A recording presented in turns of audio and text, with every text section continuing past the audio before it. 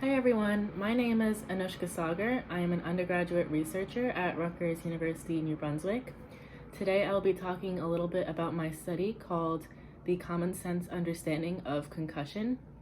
This study is run under the direction of Dr. Margaret Ingate and Dr. Richard Contrada.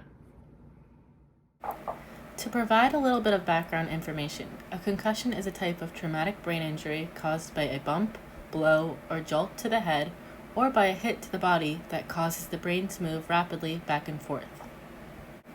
This study is based on the ideas from Leventhal's 1997 Common Sense Model of Illness, a model used to understand how people view and regulate their illness and illness-related behaviors.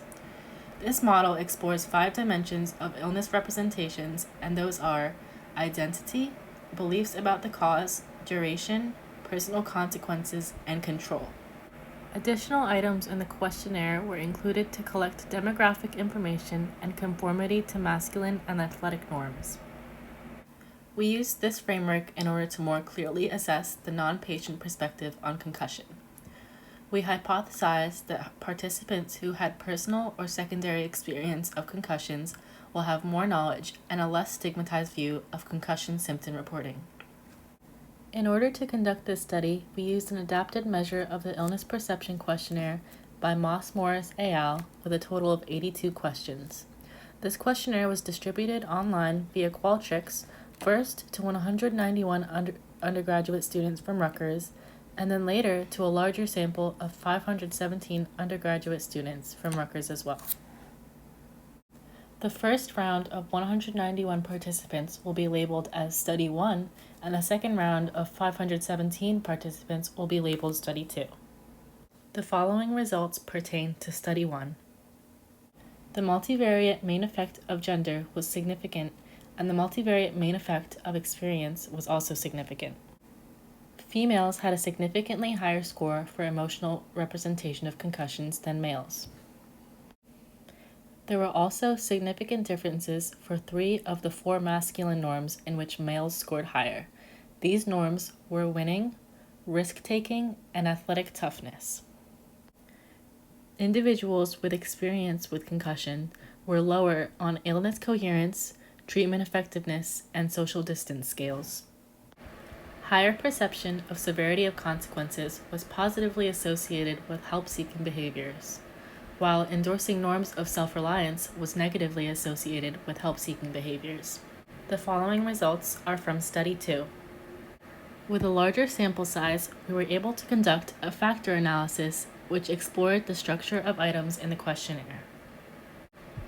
The factor analysis suggested a 7-factor solution.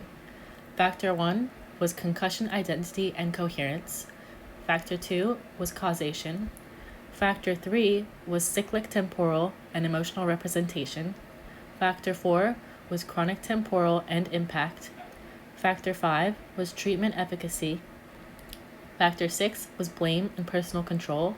And Factor 7 was social perception and malingering.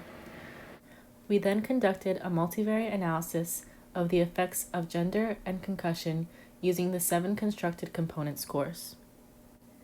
We found the multivariate effects of gender and experience were significant, but the interaction was not. The univariate effects of gender were significant for only one component, which was the 3rd factor, cyclic temporal and emotional representation. The effect of experience was significant for 4 different components, which were concussion identity and coherence, causation, treatment efficacy, and blame and personal control. These results are displayed in the 5 bar graphs. The results from Study 1 present important results by recognizing the attitudes that can predict a person's willingness to seek treatment after a concussion, and also presents interesting differences in the emotional representations of concussions between males and females. In Study 2, we were able to identify a clear alignment between many factors in the original structure of the instrument.